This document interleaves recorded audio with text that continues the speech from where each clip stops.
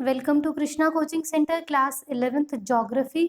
और यहाँ पे हम शुरू कर रहे हैं अपनी नई unit number 3 that is landforms. इसमें बेसिकली हम डील करने वाले हैं रॉक्स एंड मिनरल्स, उनके मेजर टाइप्स ऑफ रॉक्स क्या क्या होते हैं, उनके कैरेक्टरिस्टिक्स क्या होंगे, लैंडफॉर्म्स और वो इवॉल्व कैसे हुए। फिर है जियोमॉर्फिक प्रोसेसेस जैसे कि weathering, mass wasting, erosion, deposition, soil and formation. तो इसमें जो हमारा 5th चैप्टर है that is minerals in rocks. तो हम जानते हैं कि earth is composed of various kind of elements.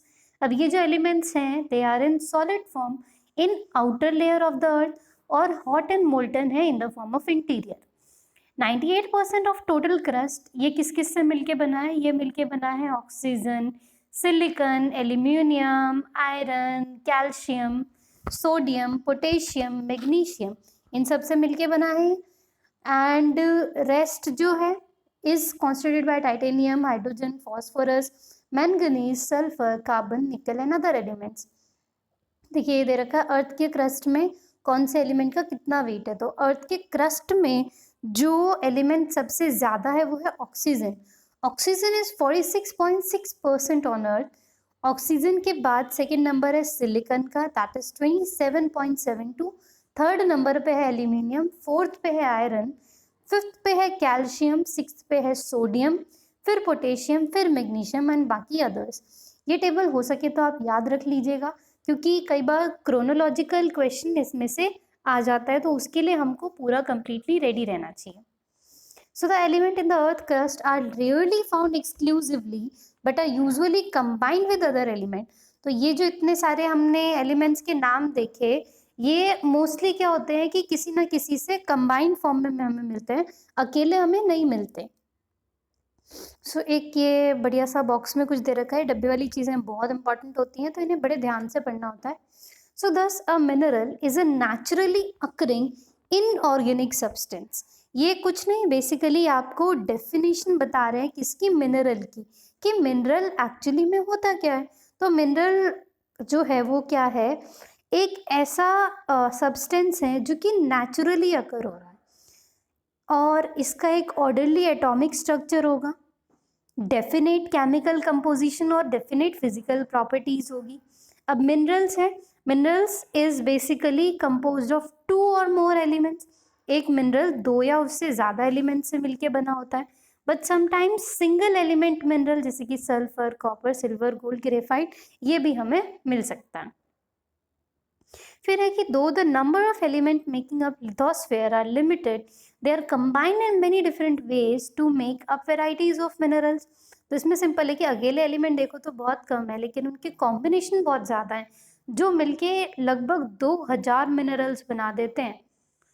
And but almost all the commonly occurring ones are related to 6 major mineral group. लेकिन ये 2000 का परम्यूटेशन कॉम्बिनेशन वो लगभग वो 6 जो है मेजर मिनरल ग्रुप उनसे ही मिलके बनता है। So the basic source of all mineral is hot magma in interior of the earth। तो जी बेसिक सोर्स क्या है? बेसिक सोर्स है अर्थ के अंदर इंटीरियर में जो भी मैग्मा है। मैग्मा हमने कहाँ देखा था? जो एस्थेनोस्फेयर होता है उसमें। So when magma cools, crystal of mineral appear and the systematic series of minerals are formed in sequence to solidify as to form rocks।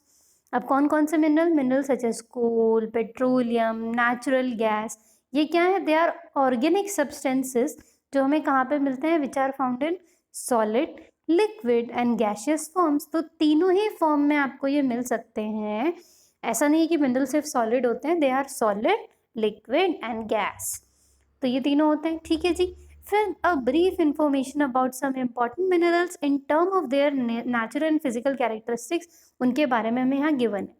सबसे पहले फिजिकल अपीयरेंस की अगर हम बात करें तो फिजिकल अपीयरेंस कैसा होगा? एक्सटर्नल क्रिस्टल फॉर्म में वो हो सकता है और उसका क्रिस्टल किस टाइप से होगा? They are determined by the internal arrangement of the molecule. जैसे क्यूब होगा या ऑक्टैव होगा, ड्रॉन्स होंगे, हेक्सागोनल प्रिज्म, किस तरीके से वो बना हुआ होगा। फिर क्लीवेज, क्लीवेज का मतलब होता है कहीं से एक फॉल्ट ब्रेक होके जहाँ से ओपनिंग हो रही होती है। So the tendency to break in given directions producing relatively plain surfaces and they result in internal arrangement of the molecules। और अंदर जिस तरीके से उनका फॉर्मेशन है, जिस तरीके से वो डिवाइडेड हैं, उनमें अगर कुछ भी केमिकल चेंज होता है जिसकी वजह से कोई ना कोई फॉल्ट आ सकता है, and it may cleave in one और more direction at any angle to each other. तो वहाँ से क्या फॉल्ट निकल सकता है और उस फॉल्ट को ही हम क्लीवेज बोल देते हैं। फिर है फ्रैक्चर। फ्रैक्चर का मतलब होता है कंप्लीट ब्रेकेज। सो ये क्लीवेज क्या था, छोटा सा ओपनिंग था, जबकि फ्रैक्चर क्या है, इट इज कंप्लीट लाइक एक फॉल्ट है बट वो उल्टा सीधा फॉल्ट है।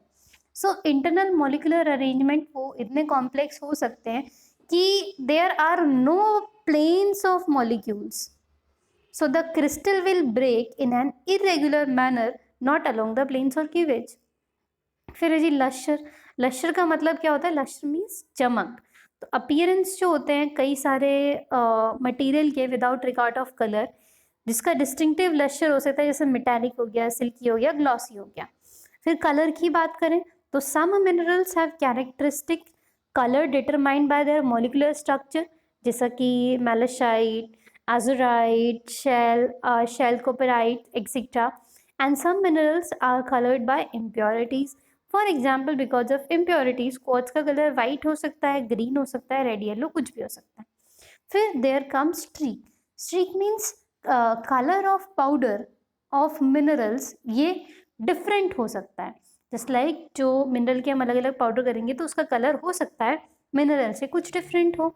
So color of ground powder of any mineral, it may be of the same color as the mineral or may be different. Example, malachite is green and gives green streak, जबकि fluorite is purple और green but एक white streak देता है। Then comes transparency. So transparent, transparent का मतलब क्या होता है कि आर पार दिखाई देना। लाइट रे जो है they pass through so the object can be seen plainly. Translucent कौन से होंगे कि लाइट रेज जो है थोड़ी थोड़ी पास होगी, अदरवाइज डिफ्यूज हो जाएगी। फिर होता है ओपेक, ओपेक के थ्रू लाइट पास हो ही नहीं पाती। देन अगर हम इसके स्ट्रक्चर की बात करें तो जी इसका स्ट्रक्चर किस तरीके से है। So particular arrangement of individual crystals, they can be fine, medium, course, grain, fibrous, किसी भी तरीके का इनका स्ट्रक्चर हो सकता है। स्ट्रक्चर अलग कैसे होता है, due to arrangement of atoms, कि किसके एटम किस तरीके से अरेंज है। Then hardness, hardness means relative resistance being scratched. तो 10 minerals are selected to measure the degree of hardness, कि कितने हार्ड है। जैसे नंबर 1 पे अगर हम रखें तो टैल्क है, जिप्सम है, कैल्शाइट है, फ्लोराइट है, एपेटाइट है, feldspar, quartz, topaz, corundum, diamond. And compared to this, for example, a fingernail is 2.5 and glass और नाइफ ब्लेड इज 5.5। तो 1 to 10 में हमने इन सबको डिवाइड कर दिया कि कौन कितना हार्ड होता है। फिर इसी स्पेसिफिक ग्रेविटी अगर हम इसका देखें तो क्या होगा। So the ratio between the weight of a given object and the weight of an equal volume of water. So object weighted in air and then weighted in water and then divide weight in air by difference of the two weights. तो specific gravity basic science वाला formula लगा देंगे, बहुत deep याद करने की जरूरत नहीं है, बस हम समझ के चलेंगे कि स्पेसिफिक ग्रेविटी भी सबका अलग अलग हो सकता है।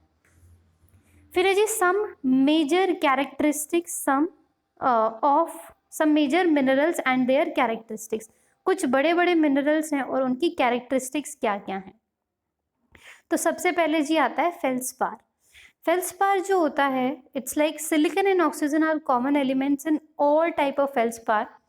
तो जी सिलिकॉन एंड ऑक्सीजन तो लगभग आपको मिलेगा ही मिलेगा। याद कैसे रहेगा कि एक कोई सिली बच्चा था जो ऑक्सीजन लेता था, ऑब्वियस सी बात है सब ऑक्सीजन लेते हैं, और वो फील्ड में गिर गया, तो फील्ड से फील्ड याद रहेगा, एंड सिली बच्चा ऑक्सीजन, तो सिलिकॉन ऑक्सीजन मिलके फेल्सपार बना देते हैं। So they are like common elements in all type of feldspar.